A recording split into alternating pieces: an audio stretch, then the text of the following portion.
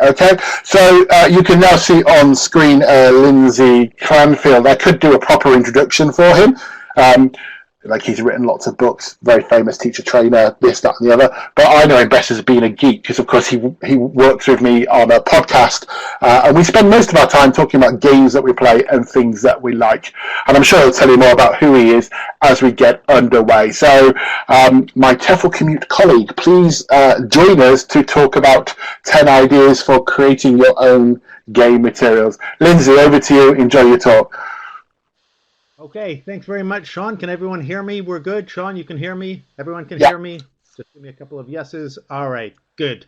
Excellent. First of all, thank you very much, IH, for inviting me to do this. And thanks to ETpedia for also sponsoring this conference and this event. I wanted to, before we get started, just a word about ETpedia and this new series that they're doing of books. As Sean mentioned, I've written one along with John Hughes called 500 Ideas for Materials Writing. So these are ideas for materials writers and people who are making their own materials, teachers who have to make exams, editors, things like that.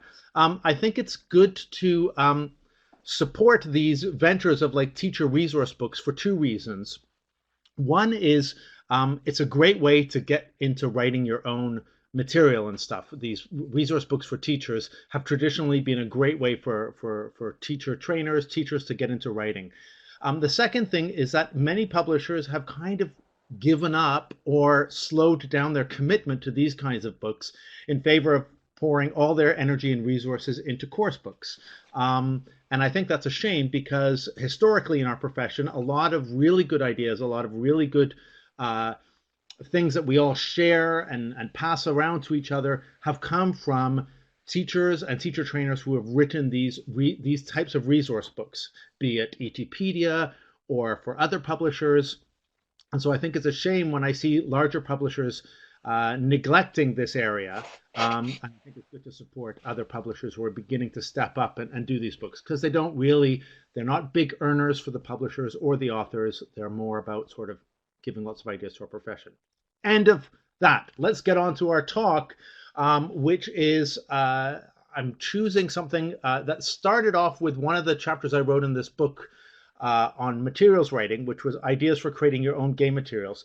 But it's kind of grown since then, along with some of bringing in some of my other ideas and other writing and things that I like doing with classes. And so basically, I'd like to share for the next 45 minutes with you 10 ideas writ large, there'll be probably more than 10, of creating one's own games. We'll start with things that you probably are aware of. Maybe we'll touch on different things that you don't know. And I hope that later on, as the talk goes on, there'll be more new things that you haven't tried. Okay, so we're going to be starting with the basics, but it's not all going to be just the basics. All right, does that sound okay? Of course it sounds okay. You didn't write yes, because if it didn't, it's not okay. There's nothing else that I can, this is what I prepared. So I'm going to go for it. All right. Okay, let's, first quick thing here. This webinar, this presentation, all of my images that I'm using in this, unless they come from a book that I've written or something that I've made, come from a website called pixabay.com. And Pixabay is a search engine thing for CC, Creative Commons, no attribution required images. So because I support them in using their images, they say you don't need to, but I'd like to share that. If you want a really good database of free images to use everywhere, pixabay.com is one of them. Okay, I know there are several, but that's the one I'm using. Okay, so let's get started. First of all, one of the first things that I think lots of teachers think about when we start thinking about making our own games, one of the first games that I made, I think, was probably a board game. And back in the day, before I was using a computer a lot, I think I probably drew one on like a piece of cardboard, you know, some kind of like simple board and stuff like that. Of course, when making a board game for students, and by the way, feel free to type in things in the chat thing. I'm keeping one eye on it as well. I'm going to come to a couple of things. I want to go to the next slide because there are two basic types of board that I see most teachers making and that are the easiest kind of default things to do.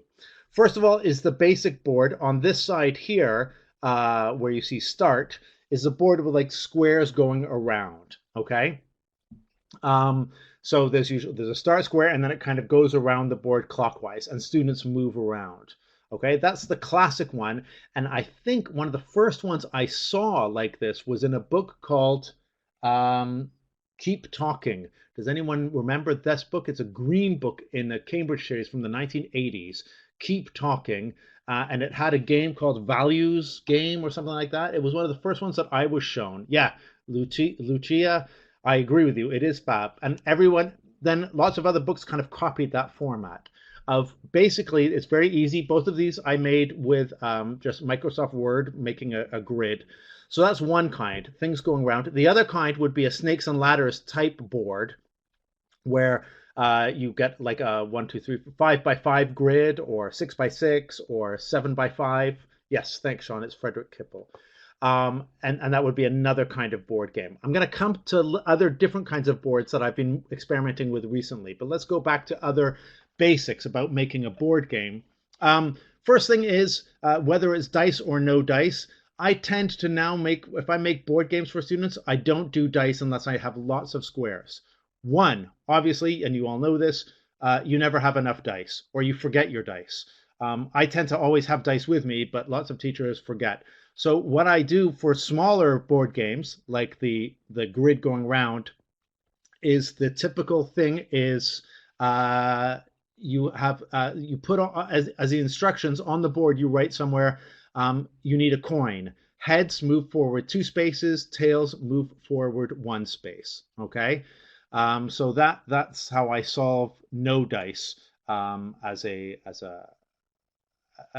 an impediment to making games.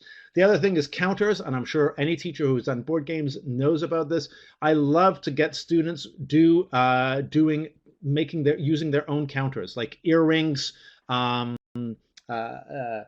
know, a ring, a coin, a USB stick, or something like that. I always encourage them to use different ones. Yeah. Tim's right. Online dice. I do have a dice shaker on my phone, but then I want to make sure that everyone does. If I have a class of 25 and 4 groups and stuff, I might not have enough. But that's another good idea. Thank you, Tim. Or on the smartboard. Again, thanks, Tim. Another thing about making a board game, I try to put the rules on the game itself. So when I'm making the board, and let me go back to show you a board, not this one here.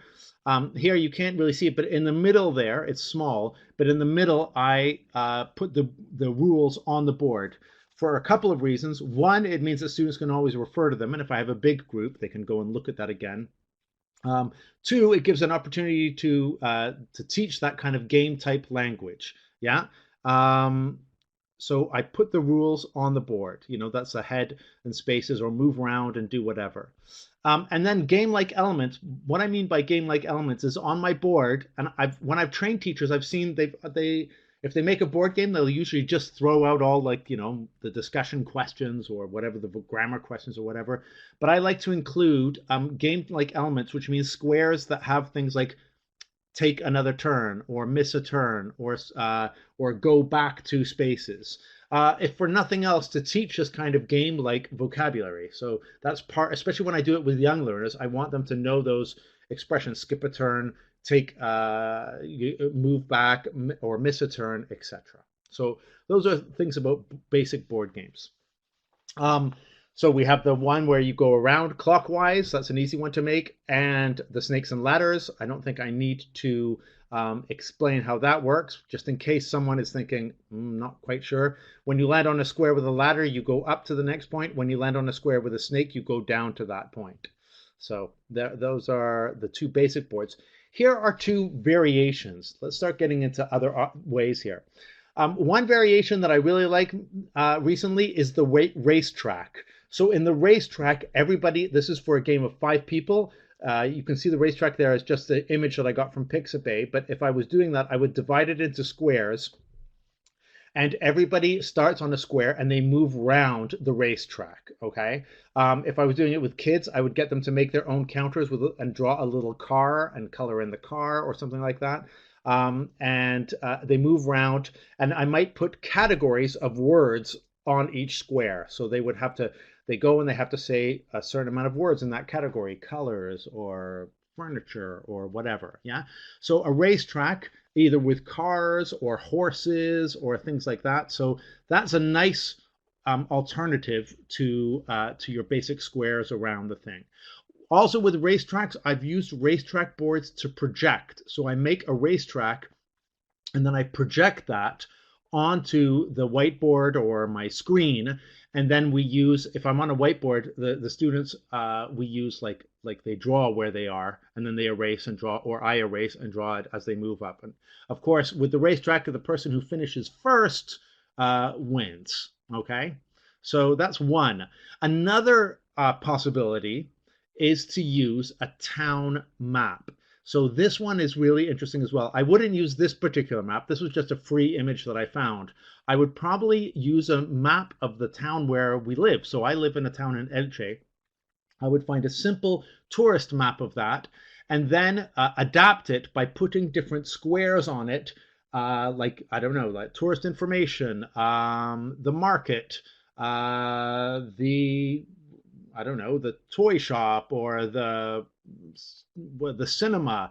And the idea is that the students have to go round the town and visit each square that has been marked and do a task at each square. So the town, then I would have another piece of paper which would have the tasks. So at the cinema, this is what you have to do. Either say the name of 5 English movies and their Spanish translations, or order a ticket for the cinema, go and pay for a ticket to the cinema, role play that conversation, or whatever. At the market, role play this. So usually I would do this for all the sort of reviewing town type stuff. But the board becomes the town map, and they're not kind of moving from space to space. They're moving from place to place, and they have to visit all the places in the town and do all the tasks relating to that. Okay? All right, so those are 2 variations on board games that I quite like to do. If there are questions, by the way, you can just shout them out, or type them out, or if we have time at the end, I can come back to them. But I'm going to keep going. Okay, domino games. Now this one, I've had a bit of a debate with other teachers, and I'm of 2 minds myself. Have any of you played one of these domino games where you have to cut these things out and the students have to put them together? I'm sure many of you have. One of the famous ones, I remember seeing this first in a book called Grammar Games by Mario and Vellucri. Yes. Yeah. I find what I don't like about doing it is cutting it out. That's a part that I always find difficult, and I have a funny story about that. In the mom, Claire says students usually love it. Well, I made a couple, and I think to do this you need to think of at least 18 pairs. So you need to have 18 pairs, and then you make a grid again using Microsoft Word or Excel or whatever you're most comfortable with, and then you complete the things with different words of your pairs. So I would do this with collocations, gerunds and infinitives, verbs and their irregular verb and styles, sounds, 2 words that have the similar sound together. So you can do it for prawn, you can do it for various different things. One thing Claire said, get the students to cut it out. Yes, but now I want to share with you a story that happened to a colleague of Sean and mine on the TEFL Commute podcast. He gave it to the students to cut out the cards, and the student very carefully cut out every single domino, but including cutting them in half. So when he came back to the desk, the student said, I've cut them all out, and but they'd cut the dominoes in half. So that wrecked the whole game for him. So be careful by getting students. Make sure they know where to cut. By the way, one thing I didn't mention about board game variations is what you put on the squares here. I tend to have my game themed. So if it's a grammar game, there'll be grammar type questions. Or if it's a language vocabulary game, there'll be vocabulary. This Snakes and Ladders has vocabulary categories. So when they land on that, they have to say words in that category. The Snakes and Ladders that I made that I really liked was a travel one where it was either categories or role plays in terms of a photo. So if they landed on a photo or an image of a train, they had to role play a train station scenario on a different piece of paper. So it was a mixture of different things. Okay, coming back to board games, domino games. So quite straightforward there. Pelmanism or memory games, sometimes in called Lotto in Spain or lottery. Of course, the Pelmanism game is the one where you just make a whole bunch of cards, right? And then the cards have to match, like picture to word or two words that are connected to the same thing. And then you put all the cards down, and they take turns picking up two cards and turning them over. Yeah, do you all know this one? And then you put the cards down again. This is a very easy card game to make. With words and pictures or synonyms or sounds or whatever. Yeah.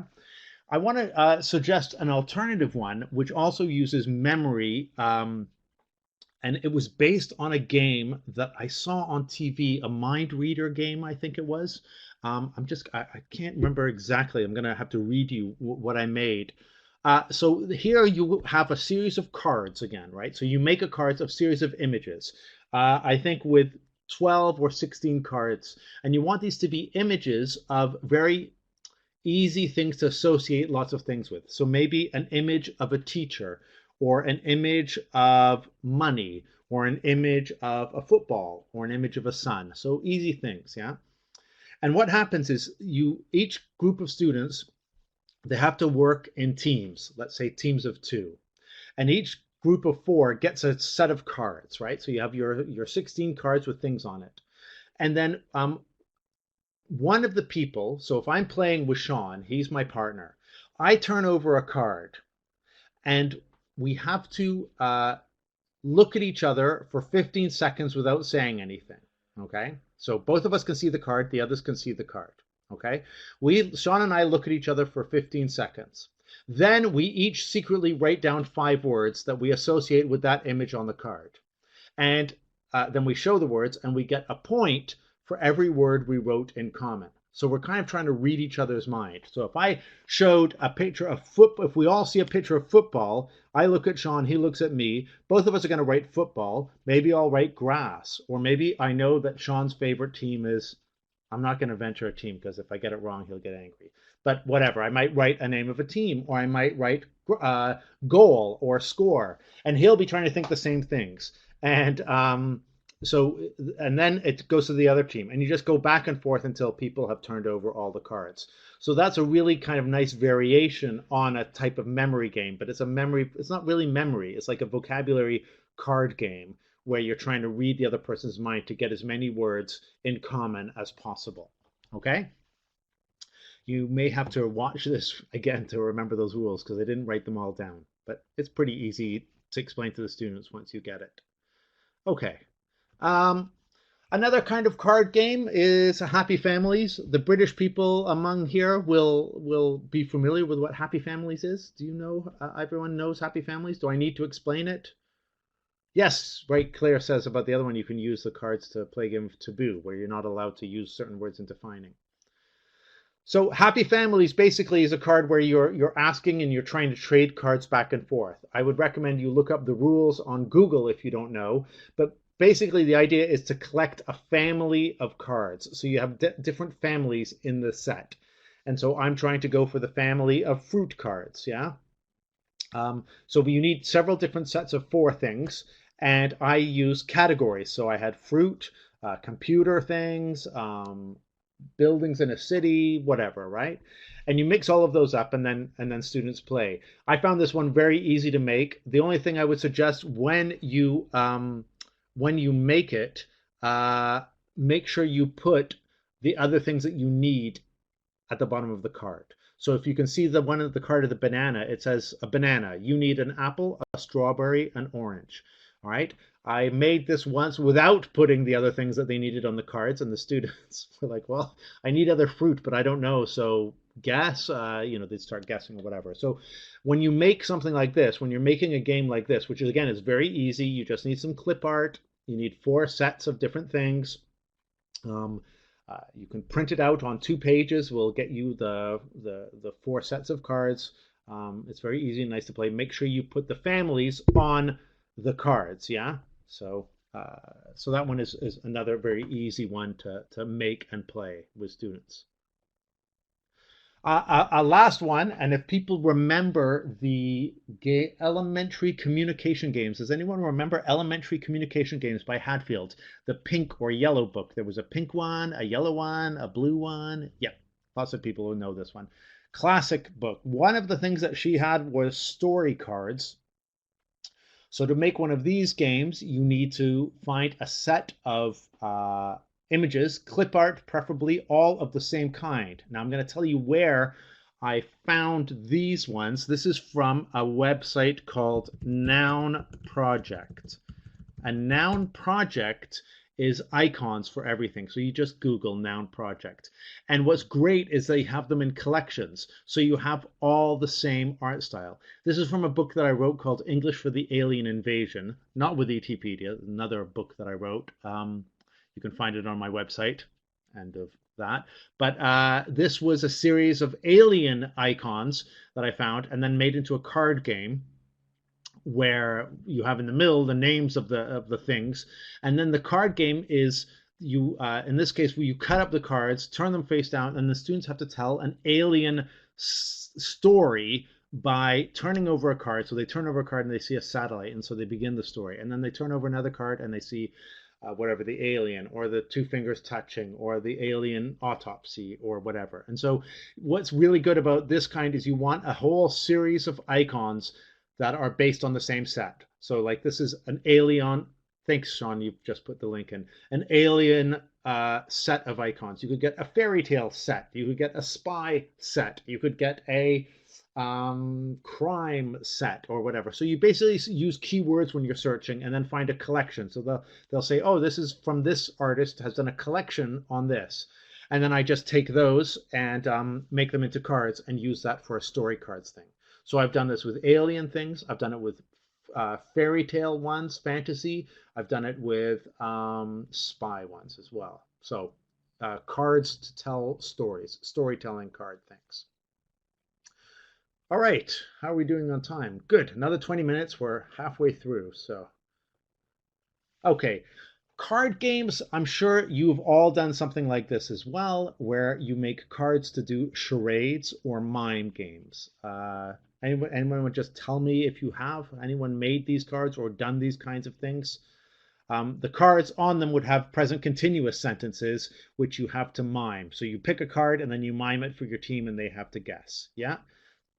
Very straightforward. Okay, so two things that I will say about this. One is a hint for making more fun sentences, and two is another way of doing this. So first of all, the better mimes. So we see different kinds here. You are driving a car. That's quite easy.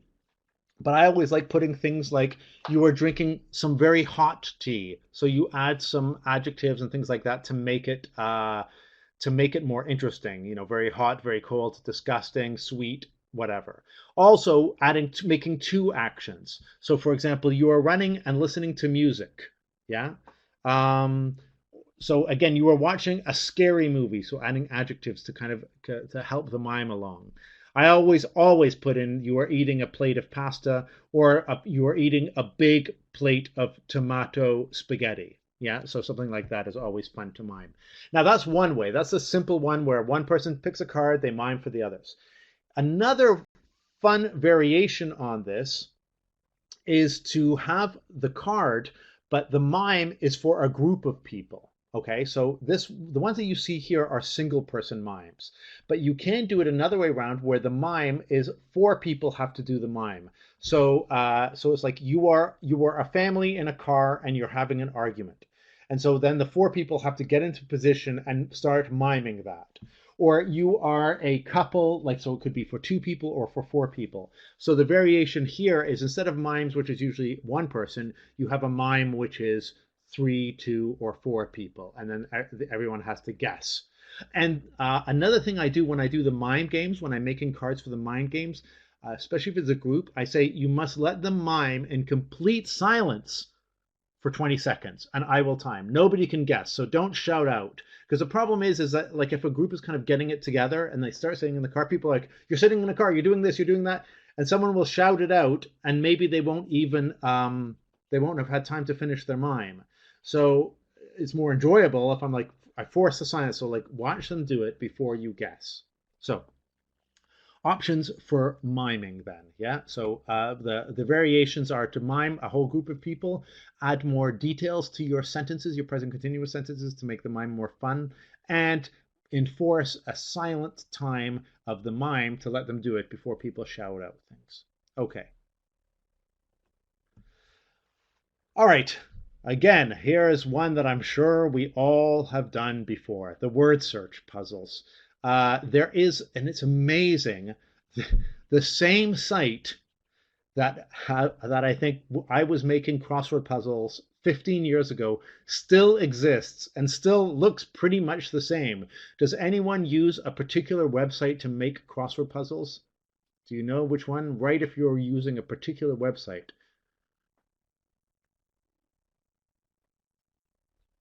Yes, Puzzle Maker. Oh, okay, Eclipse Crossword. I don't know that one. But Lou's mentioned Puzzle Maker. Puzzle Maker from Discovery Channel existed in like 1998. I swear it must be at least 20 years old. And when I look at it now, it allows you to make I don't know the OUP website. Thanks, Claire. It allows you to make simple free crossword puzzles, and I'm sure that software has been used in other websites, but it's still there.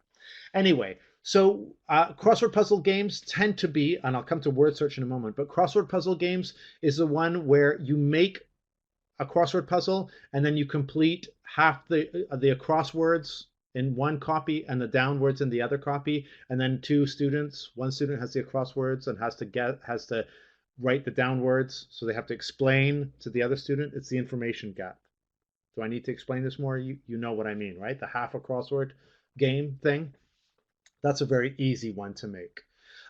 Word search, also all these puzzle maker things. Thanks, Sean, for the link. All the puzzle maker things allow you to make word search puzzles.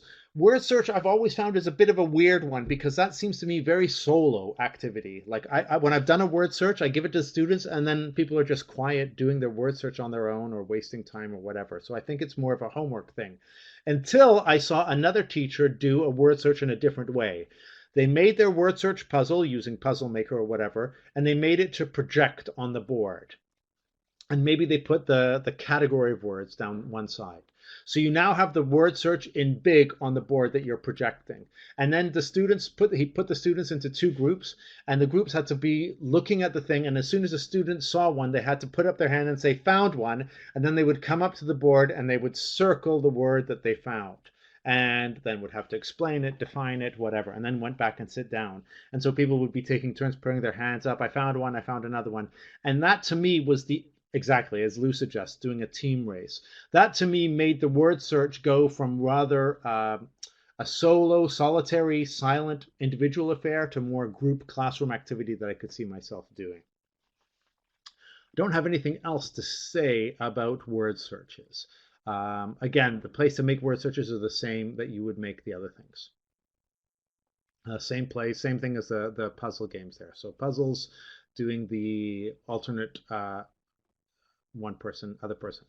Okay, now I'm going to move on to different kinds of games. And here I expect now I'm moving away from the kinds of games that you all have already made with maybe some ideas you haven't done to games that you maybe don't know and that will maybe blow your minds. Okay, because I love some of these games. First of all, there's a new genre of talking game that is very, very popular now. It's popular online in discussion forums.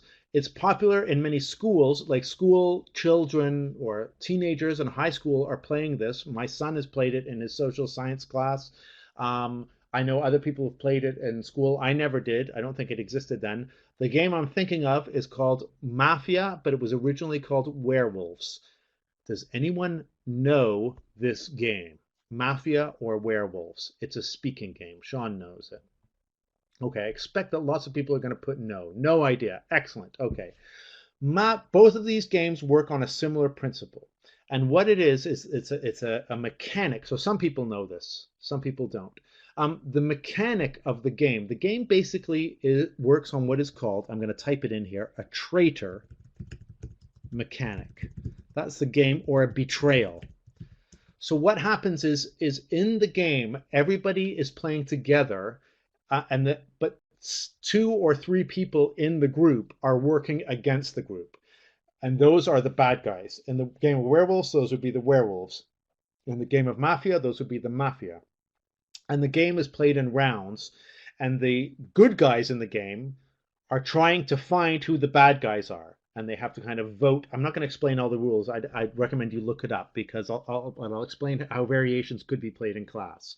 And the bad guys are desperately trying to hide and lie their way out of being caught and ejected from the group. Okay, so so the idea is that one or more people in the group are working against the group. Okay, so I'll write these down here. Werewolf.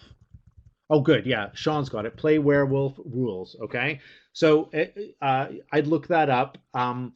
These games are probably hard to play with ELT students, but the mechanic has spawned a whole bunch of other games. And one of them, which is awesome, an amazing game, which I would recommend buying, but I have an even better thing, is that they made it a print and play free version online, is called Spyfall. Okay, so Spyfall, now I'm sure none of you know Spyfall. If you do, type yes, but I'm expecting that you don't. Spyfall, it works on the trader mechanic as follows. Everybody has a card with a location in it, the same location. So, and you have one of like 25 locations. So everybody, let's say, is on a pirate ship. And everyone's card, they hold it secret. So I know I'm on a pirate ship. But one person in the group, one person has a card that says spy. And that person doesn't know where they are. And then the game proceeds with people asking each other questions.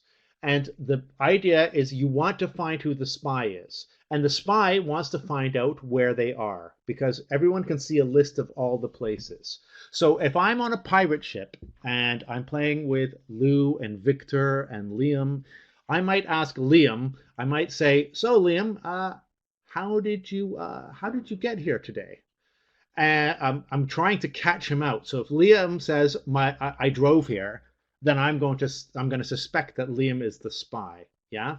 But if Liam says, oh, I got here like everybody else, I came here with the group from the town, I was in the Caribbean and I got picked up. But if the spy can guess where they are, they suddenly put up their hands and they say, are we on a pirate ship? And if they guess correctly, then the spy wins.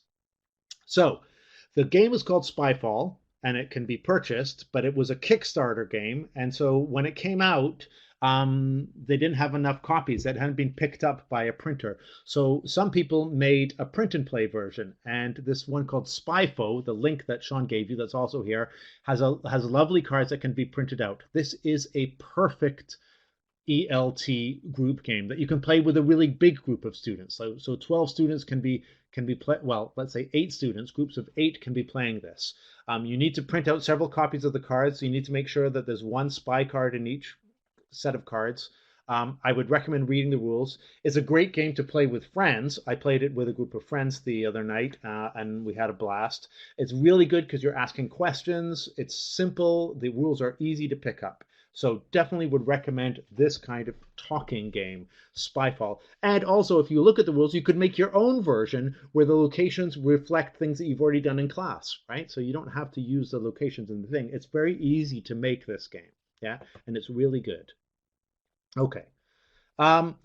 Let's go on to games now that go via the projector, games that you project, okay? So more and more, and I started with the one that now I'm seeing everywhere. Almost every time I'm doing sessions on education technology, asking teachers what tech they're using, asking what programs they're using, it seems to me that the new puzzle maker for teachers now is Kahoot.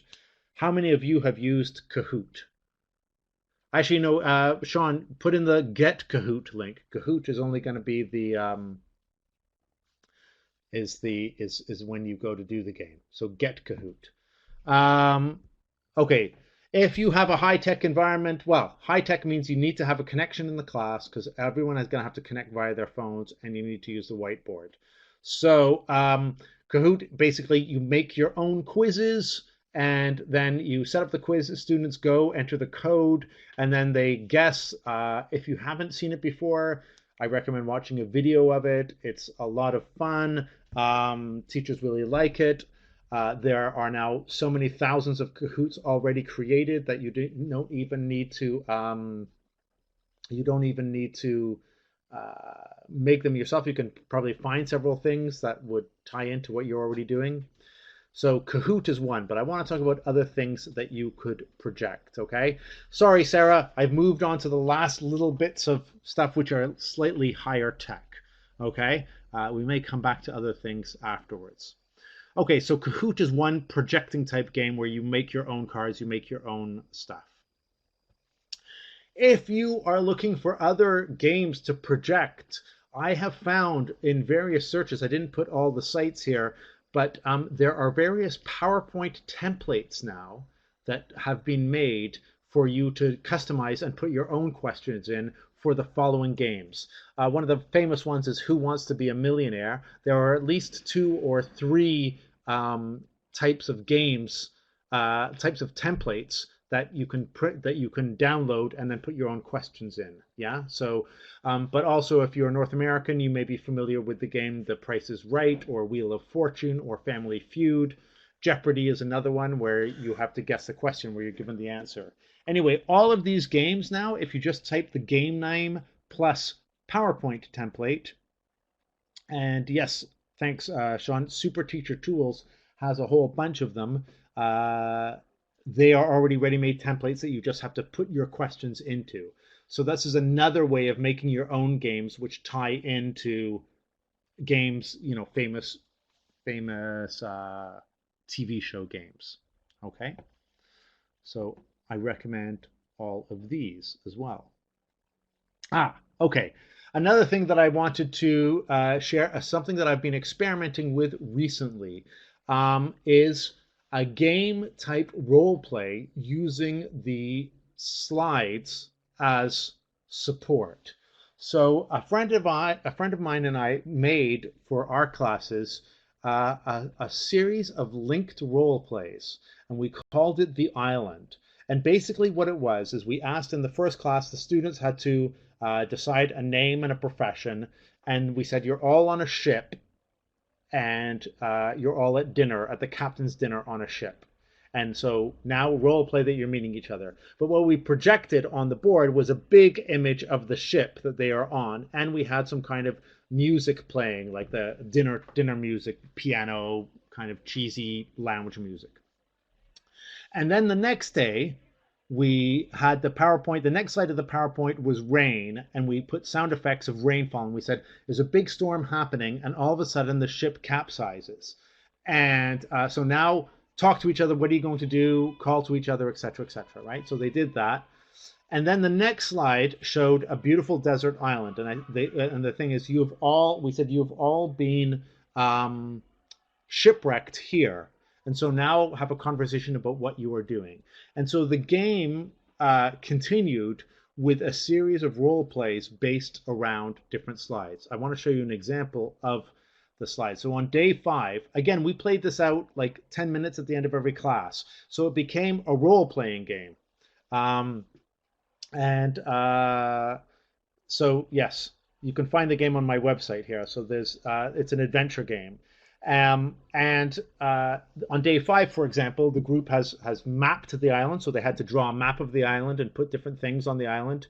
But then day 5 came along. We said some supplies are missing, and then they had to have a discussion what they think happened. Is there a thief in the group, and so on and so forth.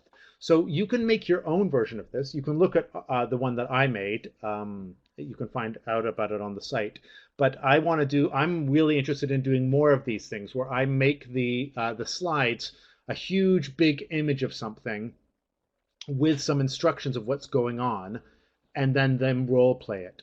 The other thing that we did, we had a similar thing that we were doing with a zombie apocalypse, and then we would get one group to role play each scene up at the front of the class with the projected slide behind them and the sound effects. So for example, when it was in the island one, they had to speculate about some mysterious footprints they saw on the sand. So I made them come up to the front and have that conversation in front of everyone with the sounds. I had these sound effects of like seagulls and things like this. Yeah. Oh, okay. You did these in the military. Cool. Okay. Anyway, so any of these this is a different kind of game, which is like a role-playing game. And you could do it on an island. I want to make one in a space colony. I want to make another one on a train. Anything where you would be in a restricted environment and you could imagine a series of scenarios happening. You just build a series of slides with images and instructions for a little conversation that you have on each one, and then try to link them together. Okay. That's what it's called. It's called The Island. It's an adventure activity with PowerPoint, sound, and a script for the teachers to read out to the students, okay? Yeah, and that's a separate thing. The last thing I wanted to say about in the last 2 or 3 minutes here is adapting existing video games or mobile games. So if you have a phone or a computer and you want to start adapting some of these, I've been experimenting with this as well. My top favorite one altogether is Heads Up. Heads Up means that you take your phone and you have to put it on your head like this, and the word appears, and everyone has to make you guess the word. And if you guess it correctly, you go like this, and the next word comes up. If you don't know, if you want to pass, you go like that, and then you get the next word. And you have 30 seconds to do as many words as you can. So Heads Up has funny sound effects and everything, and it's free, but if you pay 99 cents, you get to customize your own pack. And then and so you can make your own pack of cards, and then you could erase it and make another pack. So I've done this with every class. Every single class, I make a pack of cards of the words that they've done, and then we play Heads Up at the end. And they love it. So 99 cents, you can customize and put your own card list in there. Okay. I also did it at an IATEFL conference where I played a game of Heads Up on ELT terms and etc. So, and this is on Android or on Apple. Yeah. There's a free version which has things like movies and miming and things like that, and songs, very American centered. So I prefer making my own set. Another one that is quite good if you're a class that have tablets or a tablet thing is Party Doodles. So if you've ever played Pictionary, Party Doodles is basically Pictionary. With a thing where you get a word and you look at it and you have to draw it and show it to the rest, and then it disappears. So it's really basically Pictionary. And I've done that as well with smaller groups. So that one is, I think it's in both iOS and Android. Maybe Sean, you can check if Party Doodles is. But that's one of the better Pictionary type games. Oh, this one is a total favorite of mine. This one you would need not a tablet, you need a PC, and this is better for small groups. But Keep Talking and Nobody Explodes, to me, is the ultimate information gap game. Okay, Sean, after you check that, can you call up the review that I did on Keep Talking and just put the link in so people could read about it there? I reviewed this game on a website for language teachers. In Keep Talking and Nobody Explodes, one person is in front of the computer and they have that image of a bomb in front of them. The other people have a PDF manual that you print out for free, which has instructions on how to defuse the bomb. The bomb is randomly generated each time. So you'll always get a different bomb. And basically, the person in front of the bomb can't see the instructions, and the people reading the instructions can't see the bomb. So it's an information gap, like communicative language teachers love. Okay? And so you're kind of shouting things up. I would be saying, do you see wires? Do you see wires? And you say, yeah. And I say, how many wires do you see? 5 wires. Okay, is the second wire yellow? Yes. Okay, cut the second wire. And so on. Yeah. And so, and you have 5 minutes to help them defuse the bomb. I've played this with students of a B1 minus level, like beginning of pre-intermediate, and they can still do it. Lower than that, too hard. But B1 and higher, easy. This one does cost money. This is like a $15 game. And I've done it where I project, where one student was sitting in front of a laptop and 3 students were reading, or 2 students were in front of the laptop rather, and 3 or 4 students were giving the instructions. Okay, so large groups, not so much. Smaller groups, perfect, or they can take turns. Yeah. And this is available, you can download it for PC, for Mac. I think it should be eventually made into a tablet game, but so far it hasn't been. Okay, but a great game. Yeah. And I think that's it. Yes, we're at 12:30. Thank you again, everyone, for listening. Thanks for taking part. Those were my 10 ideas for adapting or creating your own games, going from very simple board game stuff right up to projectable games and adapting existing video games. Thank you, ETpedia. Lots of those beginning ideas and suggestions come from my ETpedia materials writing book that I wrote with John Hughes. Other things come from another website that I did, and other things just come from my teaching in class. Okay? I am. Thank you, Lindsay. Thank you. Turning to your lucky again. All your website addresses up there. Yeah, And I read.